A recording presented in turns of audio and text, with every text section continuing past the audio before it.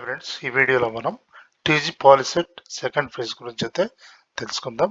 ఇక్కడ TG POLYCET అని మీరు ఎంటర్ చేశాక ఇక్కడ టీజీ పాలిసెట్ వస్తుంది కదా, క్లిక్ చేయండి. క్లిక్ చేశాక మీకు ఇంటర్ఫేస్ అయితే ఈ విధంగా రావడం జరుగుతుంది. ఇక్కడ TG POLYCET 2025 receive details notification కదా, ఇక్కడ క్లిక్ చేయండి. క్లిక్ చేశాక చూడండి, ఈరోజు 24th రోజు మీకు సర్టిఫికేట్ వెరిఫికేషన్ అయితే ఈ రోజుతో కంప్లీట్ అవుతుంది. అలాగే 25th 2 డేస్ మనం వెబ్ ఆప్షన్ అయితే పెట్టుకోవాల్సి ఉంటుంది.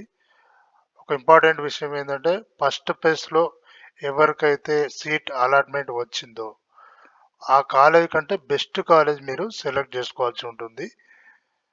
ఎందుకంటే మీరు ఎక్కువ ఆప్షన్లు పెట్టుకొని ఆ కాలేజ్ కంటే మామూలు కాలేజ్ పెట్టడం వల్ల ఒకవేళ ఆ కాలేజ్ సెలెక్ట్ అయితే మీరు ఖచ్చితంగా వెళ్ళాల్సి ఉంటుంది.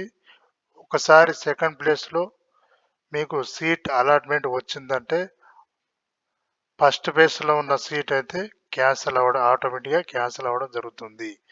మీరు ఫస్ట్ ప్లేస్లో వచ్చిన సీట్ వెళ్ళడానికి ఛాయిస్ ఉండదు. కావున ఫస్ట్ ప్లేస్లో వచ్చిన సీట్ కంటే కాలేజ్ కంటే సెకండ్ ప్లేస్లో వచ్చిన కాలేజ్ అయితే బెస్ట్ కాలేజ్ సెలెక్ట్ చేసుకోండి. సెలెక్ట్ చేసుకోవడం వల్ల మీకు మంచి ఛాయిస్ అయితే రావడం జరుగుతుంది. మీరు సెకండ్ ఆప్షన్ వెళ్ళే ముందు చాలా జాగ్రత్తగా నిర్ణయాలు అయితే తీసుకోండి. అయితే మనకు 24th 25th అయితే మనం సెలెక్ట్ చేసుకోవాల్సి ఉంటుంది. అలాగే మండే 28th రోజు మనకు సీట్ అలాట్మెంట్, అలాగే పేమెంట్ ఆప్షన్, సెల్ఫ్ రిపోర్టింగ్ అయితే మనకు 28th 29 అనేది ఉండడం జరుగుతుంది. అలా రిపోర్ట్ అనేది మనం 30 వరకు అయితే రిపోర్ట్ చేయాల్సి ఉంటుంది. అలాగే 31st రోజు మనకు జాయినింగ్ డీటెయిల్స్ అయితే ఇవ్వడం జరుగుతుంది.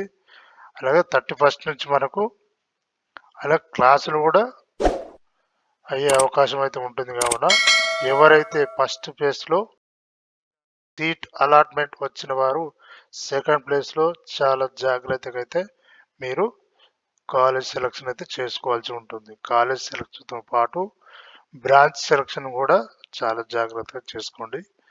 ఒకవేళ మీకు ఫస్ట్ ప్లేస్లో వచ్చిన కాలేజ్ కనుక మీకు నచ్చినట్లయితే కంటిన్యూ చేయండి, నో ప్రాబ్లం.